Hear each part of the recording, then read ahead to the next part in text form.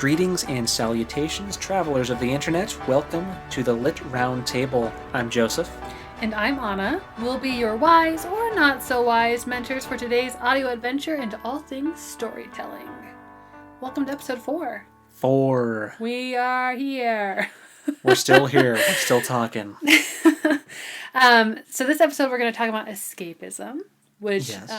is going to flow really nicely out of our last podcast. So if you missed that one where we talked about genre fiction and literary fiction and what their two roles are, go check that out. We didn't actually spill any tea, but we did talk about the potential for spilling tea. Uh-huh. Joseph thought there was going to be more drama than there was. Yeah, it's okay. Basically, don't be a gatekeeper. Read what you want to read. Yeah, exactly. That's the takeaway. But we do want to talk about escapism because that is a huge tenet in genre fiction, which is our bread and butter, especially coming off of a year like 2020 and honestly 2019 and 2018 and basically and being an and adult. 16. So, and a teenager. Seems like every year it just gets worse. You never. It's just, oh man, nothing can get worse than 2017. Oh, just you wait. And then the next year is like, hold my beer. Yeah. So we're gonna talk about that. I also want to check in on like any TV shows that Joseph might be watching, what I'm watching, and then we're gonna talk about the Lies of Locke Lamora, the prologue and first chapter. Yes. And then we'll get into the meat of it. So let's start with, what are you watching now? Oh, well, right now, Wandavision is airing on Disney+. Yes, and that has been very fun. I'm having a lot of fun with Wandavision because it's so much nostalgia for, like, I Dream of Jeannie and Bewitched. Oh, which are, like, some of my favorite shows. And it's kind of morphing into Brady Bunch and, you know, some of the more 70s stuff. And I'm very excited about where the show is going. So I've been having fun with that. Mandalorian just finished season 2, which was epic. It didn't just finish. Well, it hadn't even started when we were recording the first batch of podcasts. So I'm just trying to, now I'm thinking of all the things that I've been watching since last time. Which I also watched Mandalorian. Yeah. But I'll get to that because I have a whole Star Wars journey that I've been going on. Also, right now we are watching My Hero Academia, which is an anime. We finished Avatar, and we were like, you know what? Maybe Friday nights will just become anime night. And yeah. After we finished Mandalorian. Yeah. And yeah, so we've been watching My Hero Academia. We just finished season 1, which now we're moving on to season 2. I've seen most of it. Once we get past part 1 of season 3, we'll start getting into stuff I haven't seen yet. Oh, really? I didn't know that. Which I'm excited about. So that's been really fun. Still reading book 2 of Wheel of Time, and have read the Prologue and Chapter 1 of Lies of Locke Lamora, which we'll talk about how that's going. Games, nothing new with games really. So yeah, that's it for me. How about you? Nice. So I'm also watching My Hero Academia, which is getting me right in the feels. Yeah, it's been way more emotional for you than I was expecting it to be. I don't know why that is either. It's fascinating. It's good though, but there's been a couple episodes where I'm like, oh my gosh, I'm gonna start crying for these animated characters with superpowers. Uh-huh. But that's been really fun, and I have been working my way through all of the Star Wars movies and TV shows in chronological order. Not doing that with my books as of yet. I do intend to do that at some point. Sure. But just going through like the video side of Star Wars. And I just finished up the original series and am now going through The Mandalorian again, which going back and watching the season 1 episodes has been really interesting. Mm-hmm. But even like watching the original trilogy again was, I don't even know the last time I watched those movies. Because it's just so like canonized in my head. And then watching it, I was like, oh yeah, I totally forgot about the garbage chute, which is like one of the most iconic moments. Yeah. And I just like... Which is like the moment that traumatized me from swimming in water that isn't clear. Totally fair. I hate lakes. I blame that scene. Well, I'm blaming A New Hope for my hate of syringes because of that too. Princess Leia being tortured with a robot with a syringe. Really, Star Wars is the root of all of our phobias. Why do we love it so? Yeah. But that's what I've been working through. I also watched the Bridgerton series on Netflix, which... Oh yeah, Hope watched that too. into period romance, and don't mind that it gets a little steamy. It actually gets quite steamy. Mom, do not watch Bridgerton. Or at least don't watch it with Dad. Right. But that was fun. Let's see. I feel like those are what I've been watching recently. I mean, I finished that series, but and then as far as reading goes, we're starting The Lion, the Witch, and the Wardrobe in my book club. So I am working on that book now and Lies of Locke Lamora. Otherwise, just my general plethora of novels. Yeah. I don't need to go through the whole list again. Yeah, there's a long list. We'll spare the audience this time. But The Lion, the Witch, and the Wardrobe and The Lies of Locke Lamora are the big ones right now. Yeah. So. Yeah. Yeah. Awesome. So, I guess let's dive into what we think so far of The Lies of Locke Lamora. Yes. I, personally, very excited. I am really into it so far. I think it's really shaping up to be kind of a heist novel, which I don't know if I was 100% expecting, although since it's about like thieves and stuff, I guess I could have guessed that it would go that direction with trying to pull off some kind of complicated scheme. But Sure. I'm really especially digging, and I knew that it was coming since just from what other readers have said online, I'm really, really loving the relationship between the characters and the rapport between characters. It feels very well established, and I'm here for it, and I'm already really invested in some of the friendships that you see. What do you think so far?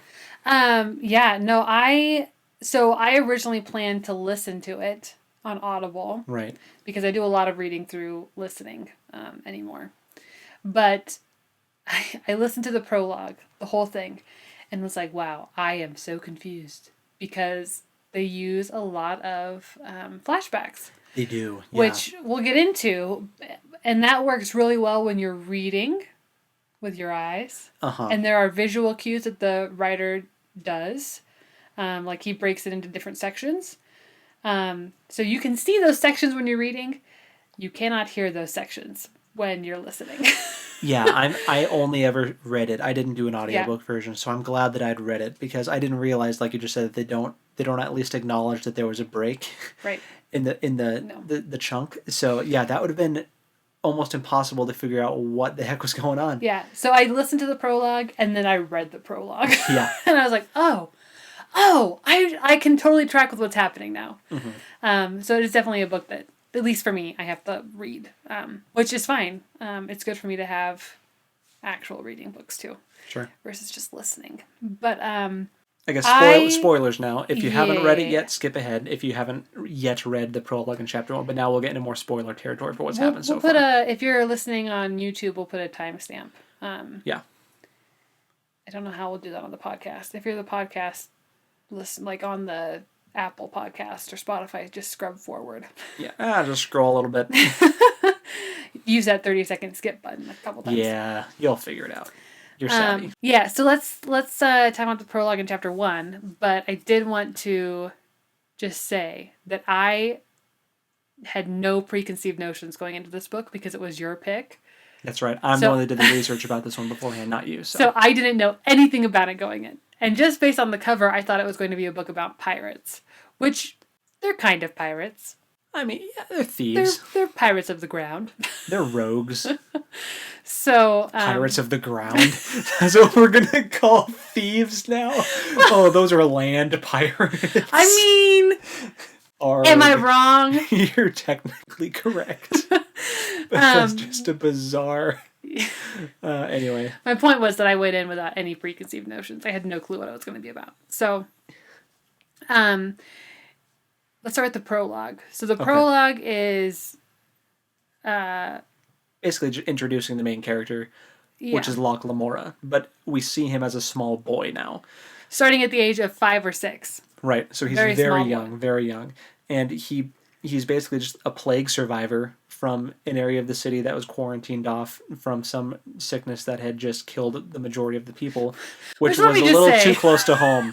Yeah, I was like, It's currently February 2021, still dealing with COVID. We're in America, still dealing with COVID. And that, that first, the plague. Yeah. But That aside. It sounds like their mortality rate was much higher than ours, so I'm thankful that Yes. Yes. COVID is not like that. But anyway, he's a plague survivor. He gets picked up by the quote unquote the thief maker, which is kind of this title this guy is, I guess, given himself, it seems. My understanding was that he kind of earned it. Like, he Oh, didn't yeah. start out that way, but then he just kind of started adopting all these orphans and turning them into little thieves. Yeah, and then runs this. Became known as a thief maker. Yeah, and now he just runs this massive underground, literally underground, like they operate under a graveyard, which in is the tombs, in the catacombs. There's Yeah. a whole section where they talk about the previous occupants, which are dead people. So I guess they just chucked the skeletons in the ocean and in just the river. Yeah. just they're living in these catacombs now, which is like really interesting It's disturbing, and but disturbing. the way it's described, I made a note because it said several times that it was wooden dragon ribbed walls, and I was like, wow, that is such a cool description. That is cool.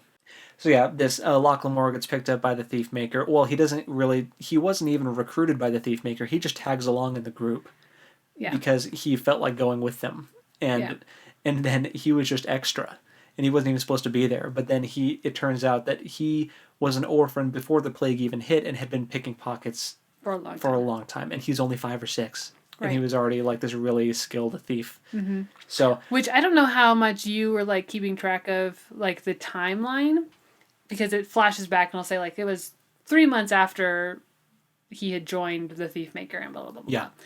Yeah. But basically, what I figured out was he was 5 or 6 when he joined the thief maker, and by the time he was 7 or 8, the thief maker was either going to kill him or sell him.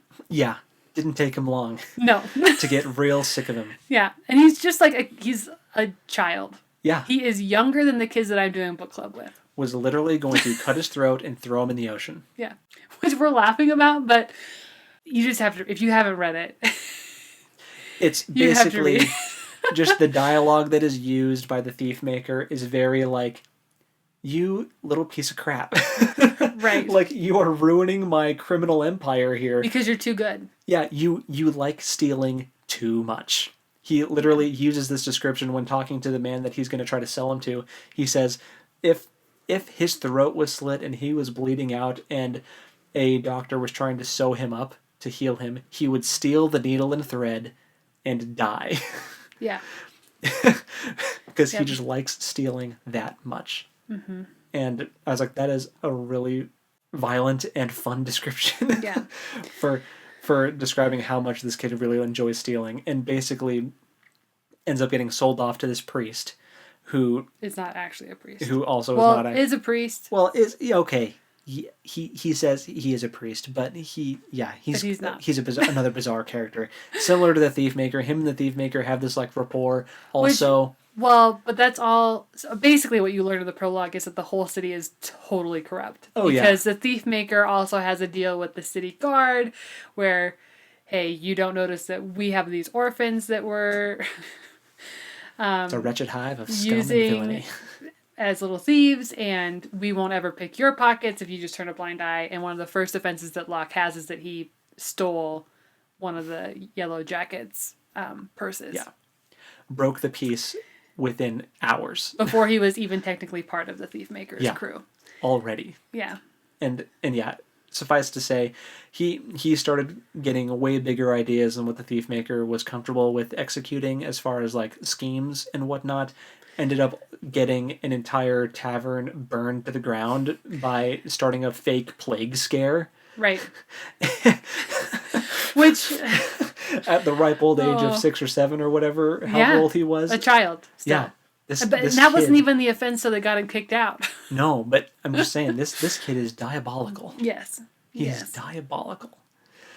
But yeah, he ends up getting sold off to this priest, and that's kind of... And then the priest says, okay, I want you to tell me everything that you did in detail. Don't leave anything out. I'll know if you're lying. And I have the okay from my boss to kill you too, just so you know if I think you're lying. And then that's the end of the prologue. Yeah. And then... Because you find out that there's like... In order for the thief maker and the priest whose name is Chains to basically murder someone, is they have to get it approved by city officials that they'll turn a blind eye to that too.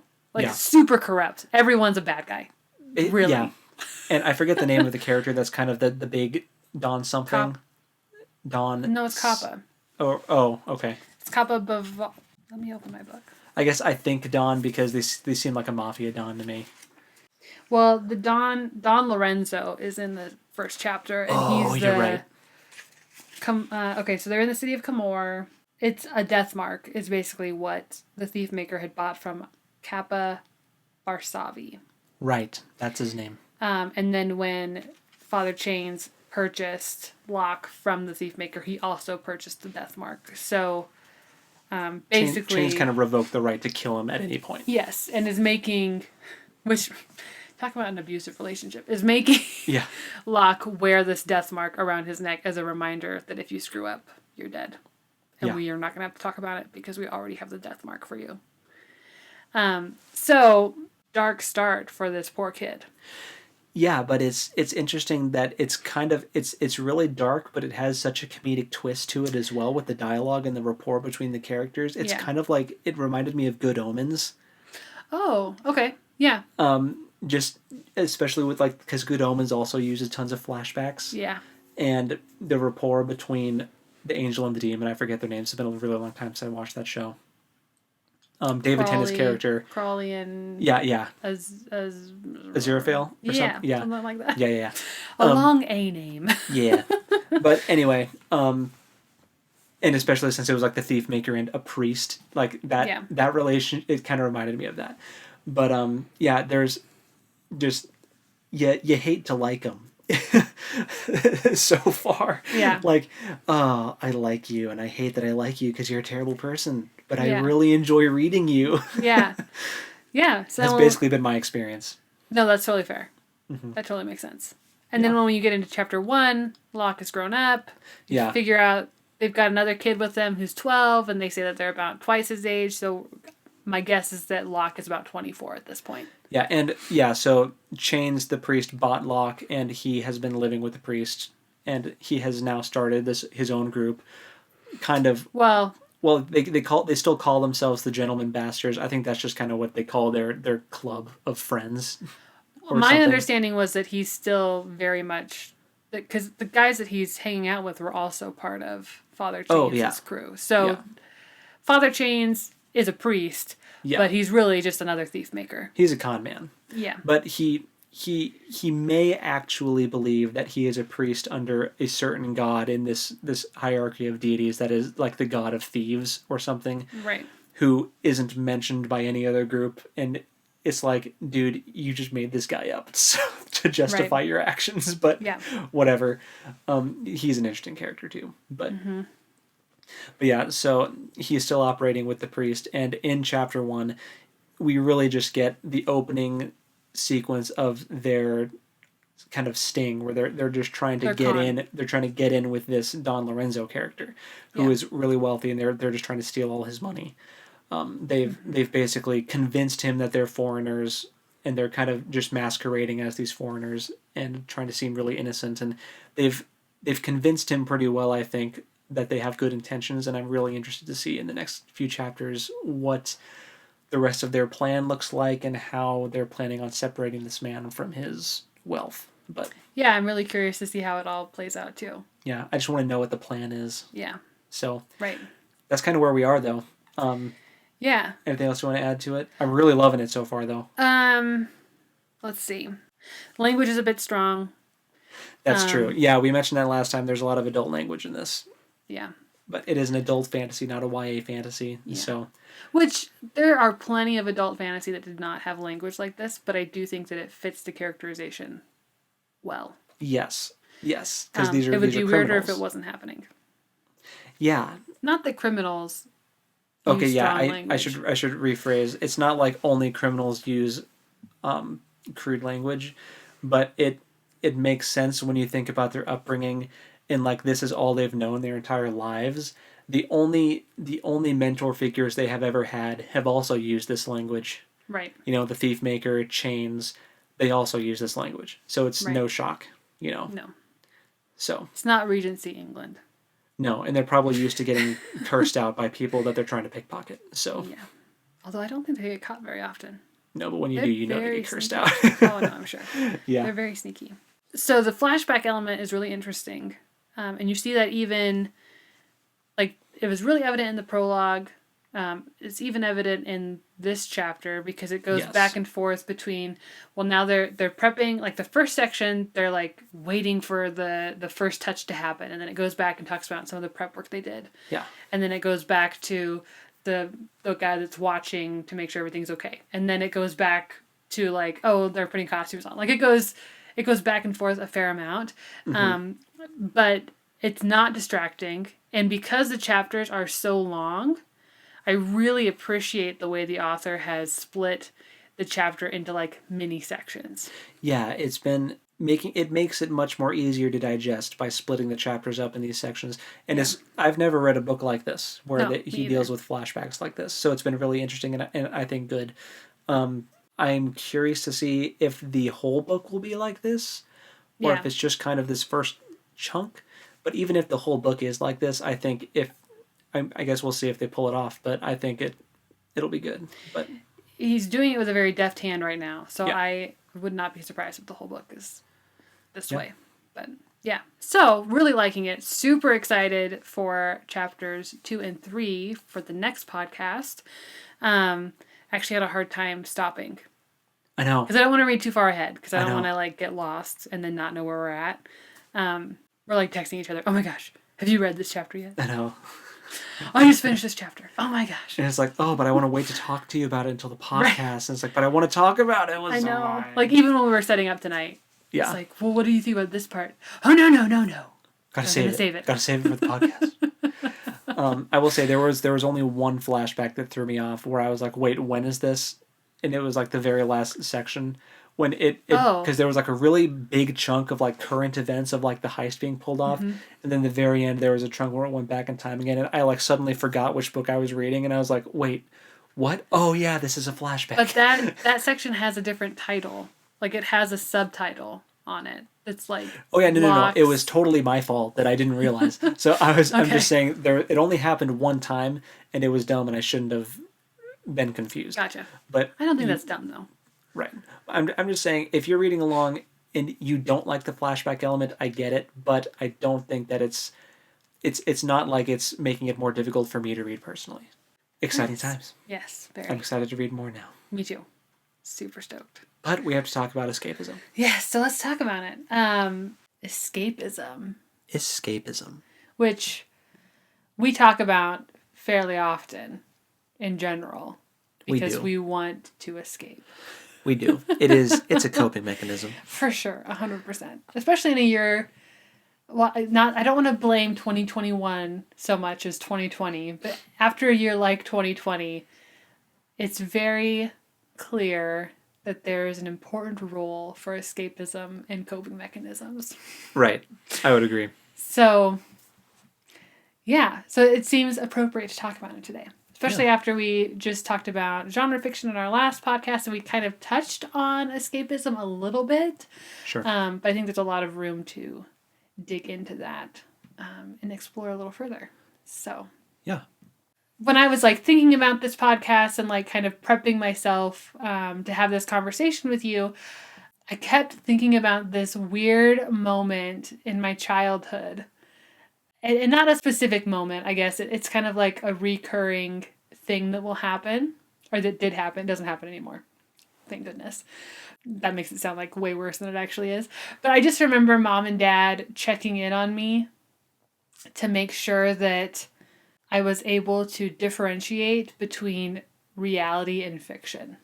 Huh. Okay. Like, they were concerned, and maybe this was just my interpretation of the questions they were asking me, but I always thought that they were concerned that I would, like, dive into the Lord of the Rings and forget that it wasn't real. Like, I would suddenly start thinking that elves were, and dwarves and hobbits were, like, real things in the real world. And I just remember having conversations and being like, no, I know that wizards aren't real. But I think that kind of stems out of the culture that we were raised in. And, like, the time that I was really falling in love with The Lord of the Rings was the same time that the Harry Potter movies and books were coming out, which we grew up fundamentalist Christians, and that was a very taboo Yeah. book series. We were not allowed to read it or watch any of the movies. Because of witchcraft. Yeah. Which now, having watched those movies, I've read the first book and I've watched the movies. It's not the witchcraft that, like, Wiccans practice.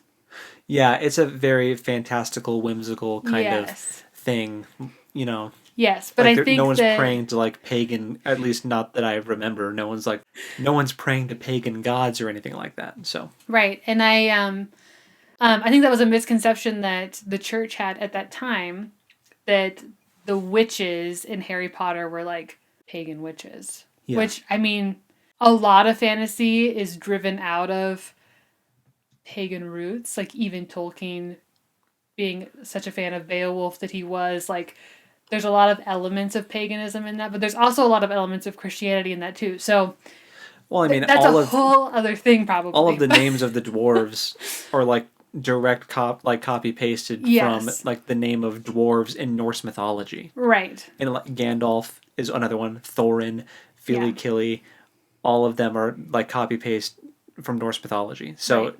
Well, and we know that a big motivating factor for Tolkien in writing his works was that he lamented the fact that England didn't have its own mythology like the Greeks and Romans and Norse people had. Yeah.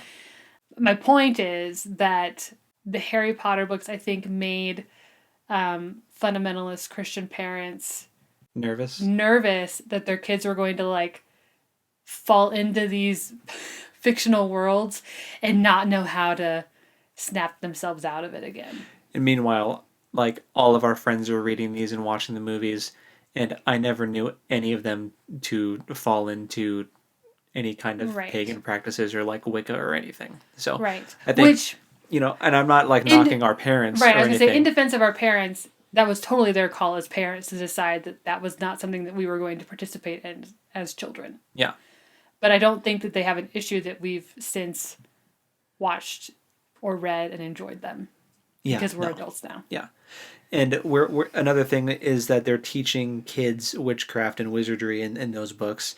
And like you were talking about, mom and dad checking in with you, making sure that you can tell what's the difference between, like, reality and fiction. I remember my wife Hope, she kind of tells me about stuff like that too, where, you know, she was really into Harry Potter growing up, and her mom also had moments, and she grew up in a Lutheran home.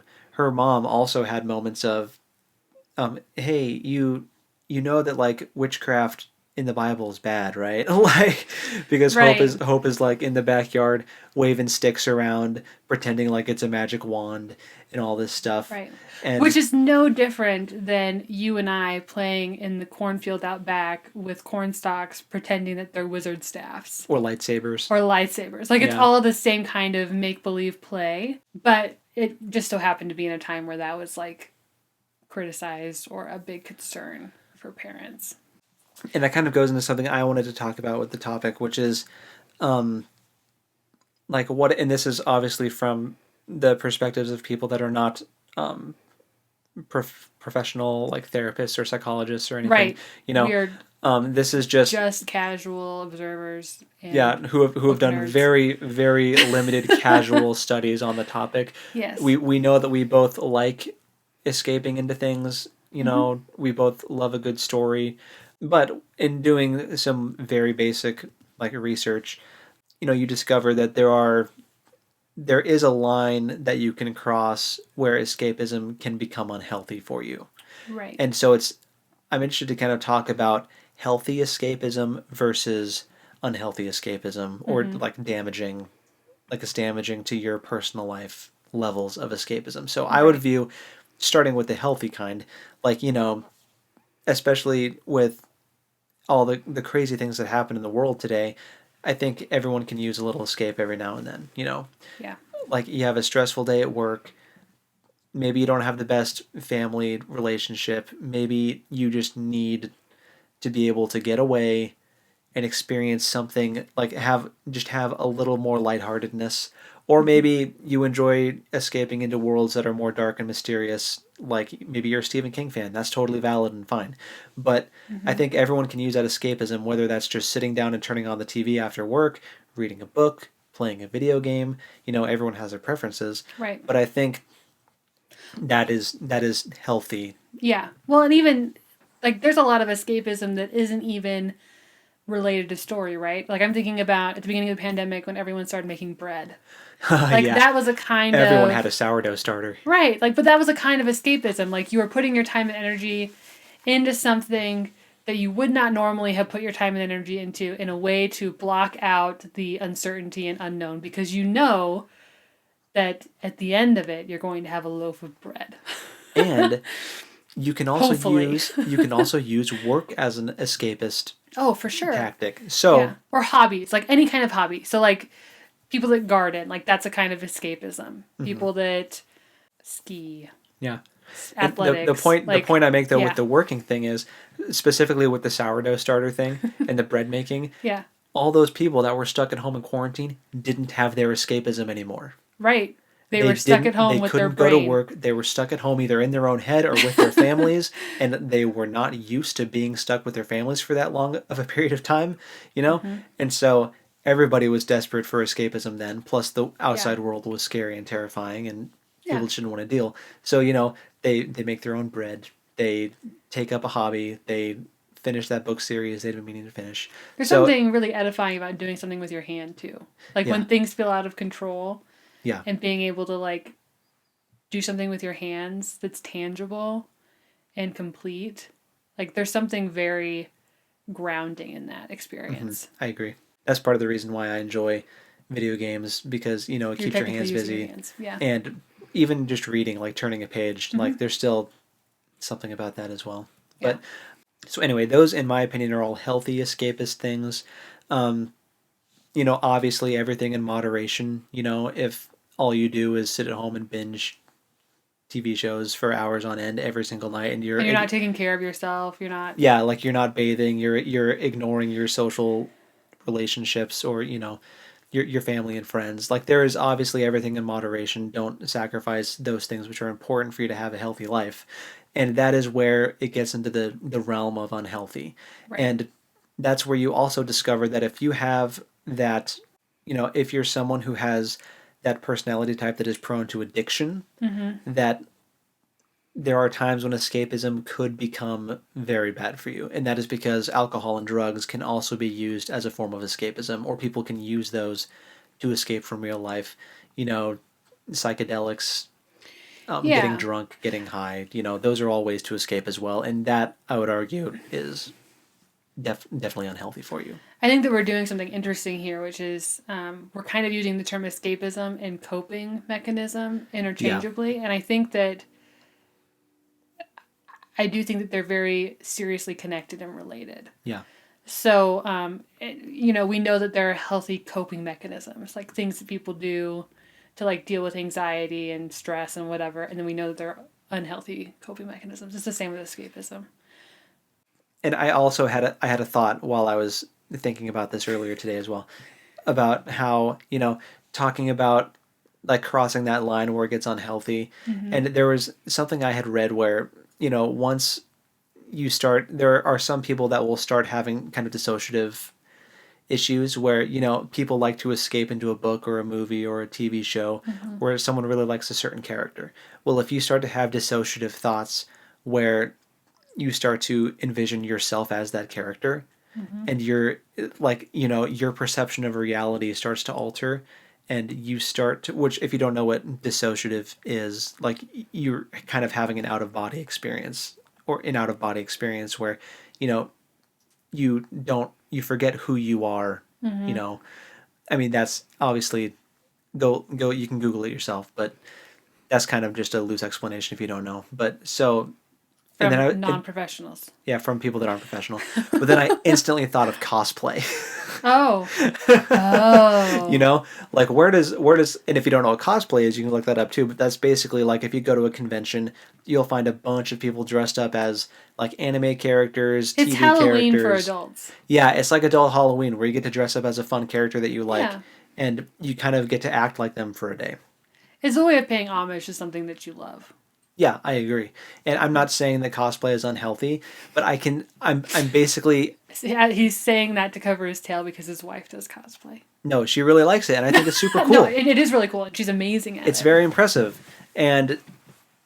But I can also see if you have that mindset on escapism of like, or like dissociating and like, oh, you think you're that character and you're just like your head's wrapped up in this world and all this stuff. And then you see someone dressed up as the character. I can like, you know how people think that like the cosplay crowd is kind of weird.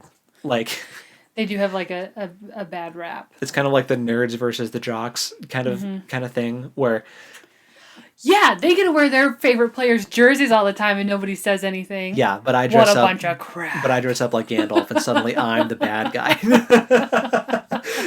I had never thought of it that way. That's really funny.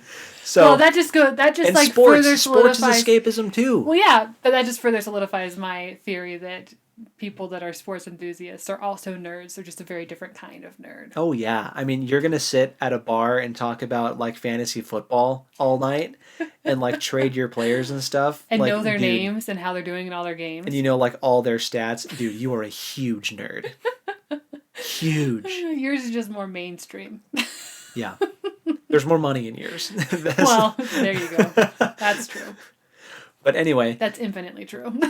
Yeah, so I was thinking about the whole cosplay thing, and that fascinated me too, because I was like, oh yeah, I could see how someone who's like not really in the fantasy like wouldn't understand or like pop culture would see that as unhealthy, even though that person isn't, as far as I know. I mean, maybe some are, and I would but I don't think that most people that cosplay are going home and just cosplaying as that character while they're at home by themselves.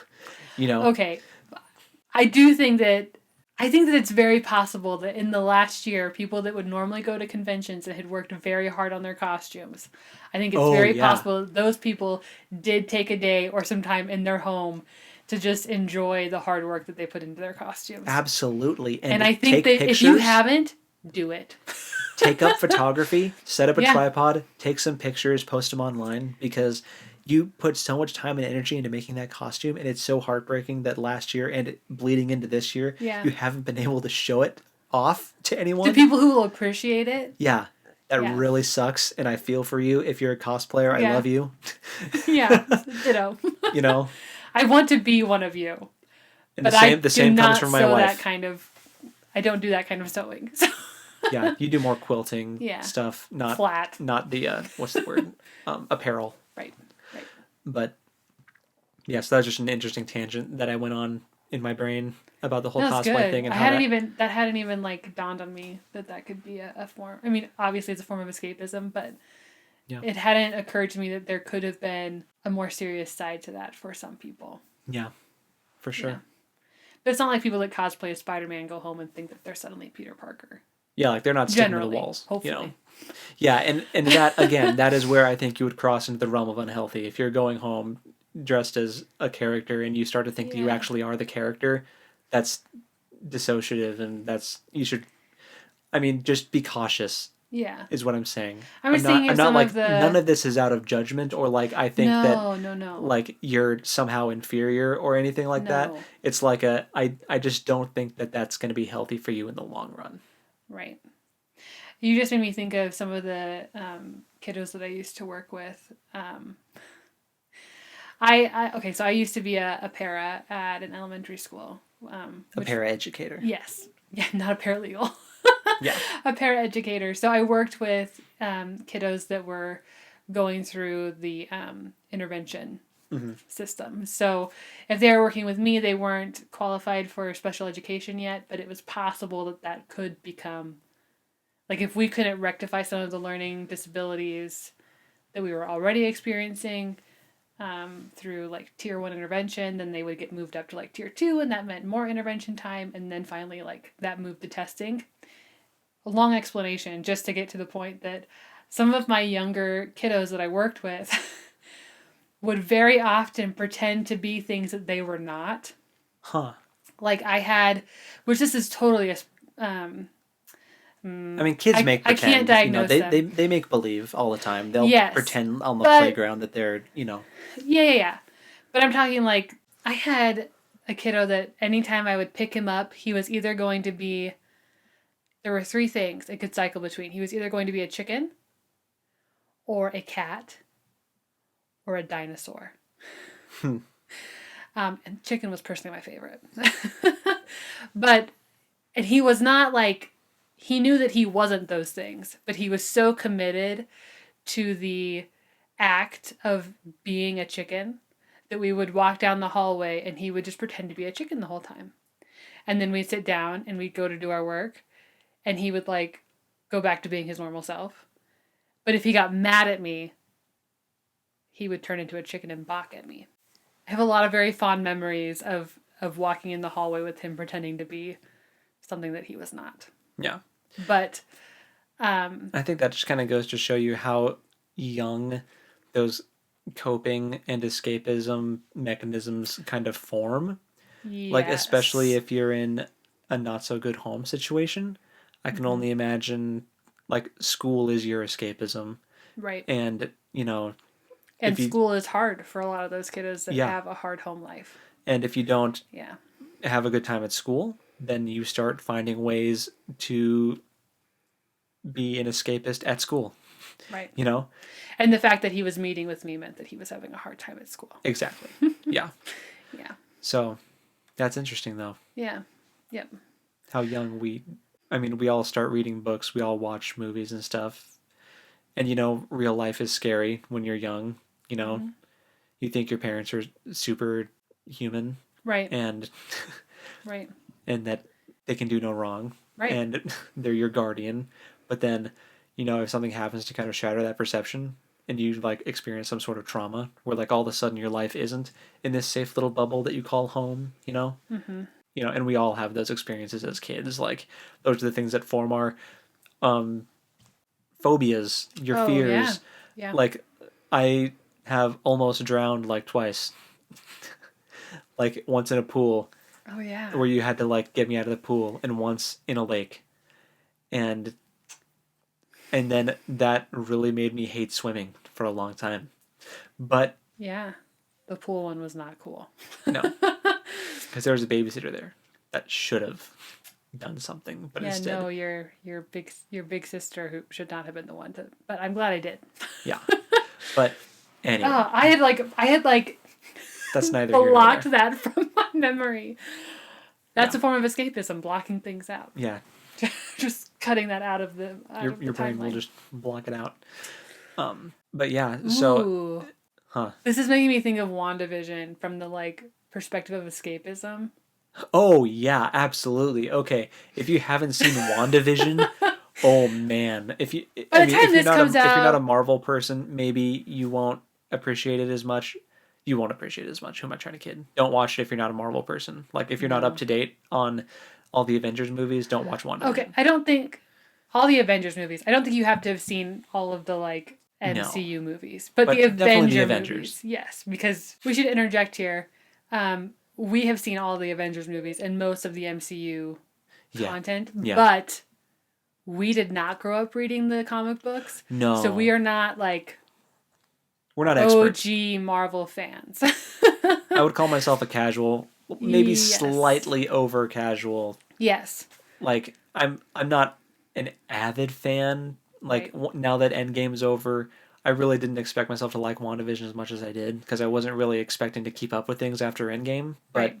And I fully expected to like stop consuming most Marvel content, mostly because Star Wars announced that they were going to start doing all of these big projects, and I was like, I'm going to need all the time for the Star Wars projects, and the first thing I'm cutting is Marvel. Yeah, and we are way more into Star Wars than Marvel. Yes. Sorry, Kevin Feige and all the Marvel executives, but WandaVision has been a very pleasant surprise. Oh, yeah. Well, because the whole premise is this character who's extremely powerful has suffered grief. Wanda. She lost... Right, Wanda. She lost her brother in one of the Avengers movies. Her brother was killed. Vision, her robot lover, was killed. Who is also the Mind Stone? Who has the Mind Stone in his forehead and can't live without it, and is like a hired being, I don't know. Vision's weird, man. Vision is weird. I don't But- fully understand him, but that's fine. I don't think he fully understands him No. himself. But Vision gets killed by Thanos in Infinity War. And so basically Wanda has suffered so much. After Wanda killed him. Or no, she did. She did. She and actually then did. Thanos turned back time and did it himself so that he could have the stone. Yeah, you're right. You're right. I just saw a fan video today. So she killed Vision. I didn't And just remember she had that. to- I literally just saw something that reminded me of that. She had to go through killing Yeah. her lover Vision herself, and then watching him be brought back to life, and then killed in front of her by the So villain. the trauma of her killing him was made pointless. Yeah, Like she went through that trauma just to have to watch him die again yeah. and not have it worth it. And no goal was accomplished. No. She just had to kill her lover, and then just... And then watch him die again. And the bad guy still got what he wanted anyway, even though Yeah. that was the whole point. Yeah. So no, heartbreaking. But the point of this whole thing is she has built this whole world around herself where she doesn't have to confront her trauma, where she doesn't have to deal with her issues. And she even kind of calls herself out in episode 5 because they also magically get a dog, whatever. But they get a dog in one of the episodes. The family unit does, the nuclear family of her, Vision, their twins, and now their dog. Their dog ends up dying. And Within an episode. and then her twins are like, Mommy, you can bring things back from the dead. You can bring things back to life. Bring the dog back. And she is like, no, you can't bring things back from the dead. You have to face it. And sometimes there's losses that you can't just wish away. And it's like, Wanda, that is exactly what you're doing right now. You brought Vision back to life Right. somehow, unless she's just puppeteering his dead body. And that's really disturbing. That's my theory. But That's been my theory since episode 3, let the record show. that's really gross. Before it was revealed that, because there's like a like flashback, or it's not a flashback. She like turns Suddenly- around and suddenly he is the dead version of himself and not like the alive version. With like the hole in his forehead. It's like it glitches out for a second. Yeah, she And I kind of was like, loses her grip on the... I called it. I knew it was his dead body in there. Yeah, and then it's super like weird. revealed that she did steal his body. And Yeah, she stole his dead body. Yeah. So I think in Major some spoilers. ways she is. I don't know. So I don't know if she's actually puppeteering his body or if she somehow did find a way to magically bring him back to life and Vision is like actually back. And maybe what she saw was like a traumatic flashback, like she was triggered by something. Yeah. And that's why she saw what she saw. I don't know. it's It too will early to all- say. It will Because- be revealed eventually. Because he is like leaving her and like going in and interacting with people and then like coming back to her and like having revelations while he's talking to other people. And then he like tries to call her out on it and it's like, Makes me think that what he's is sentient going on? Yeah. and not being a puppet. Right. Because if he was being a puppet, then she could change, like she could be like, no, and rewind it. He would just be going along with everything. Yeah. Well, so the other thing is that this whole show is kind of like the way the outside world is interacting with them is by watching it on TV. Yeah. Because it's like Marvel. Yeah. Yeah. It doesn't make any sense in the real world, but in Marvel world, it makes sense. It makes sense and it's so cool. Yeah.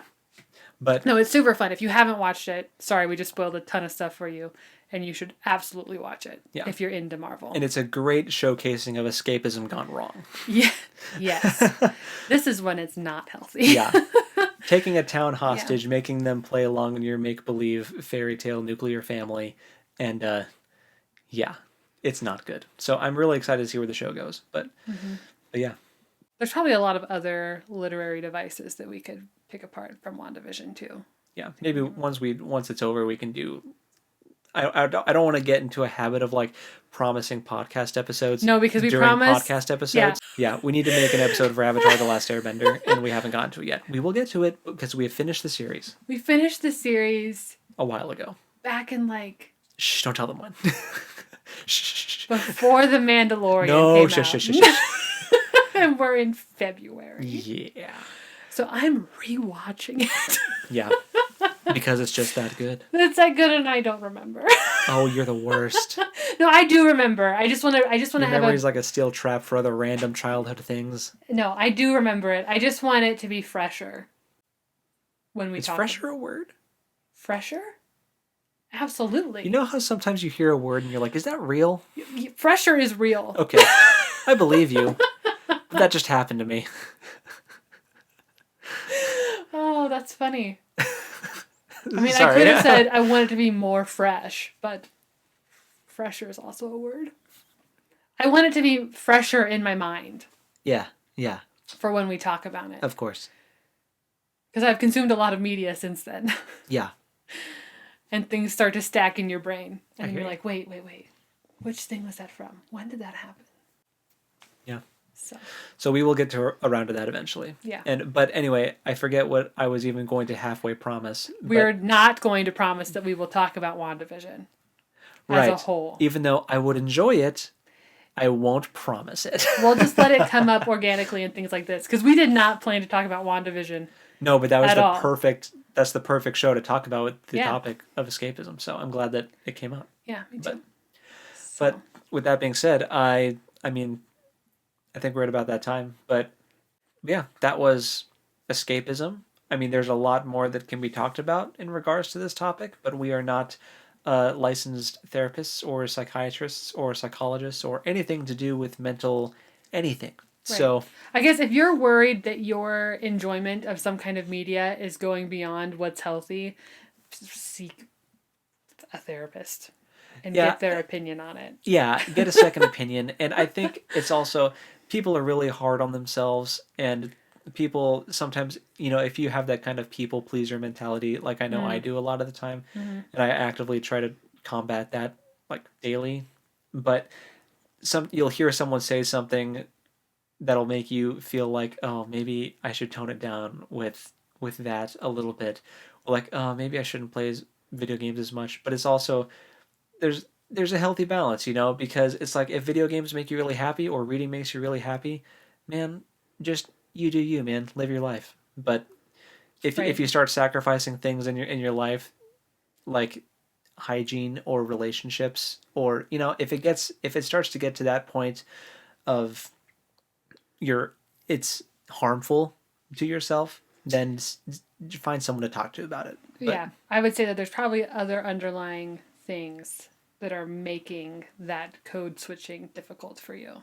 Yeah, I agree. So, but anyway, we are not trained professionals. Yeah, we're not trained. We're just people that enjoy escapism. Yeah, we enjoy escapism because real life is hard. Yeah, being an adult is hard sometimes. And I just want to live in the Shire. I just want to grow my potatoes and my potatoes. Yeah. And boil them, mash them, stick them in a stew. But anyway, so that was escapism. It was fun. So fun to talk about. So I don't know what we're talking about next time. We'll figure it out. But I think I know. I'm sure you do. You have it written down somewhere, probably. Maybe it's Avatar. No. Okay, well, I won't promise that. Maybe the one after the next one. Yeah, favorite bad guys. Yeah. Because we've done favorite heroes from We've done franchises. The good guys. Now I gotta do the bad guys. Yeah, there's less bad guys than good guys, so it should be a shorter list.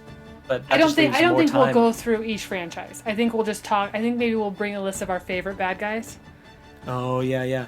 I think because we've had this typically conversation. only one bad guy per franchise. Right, we've had this conversation before where it was like, if you could have a Mount Rushmore of your favorite villains from pop culture, who would get to be on the villainous Mount Rushmore of like most iconic villains?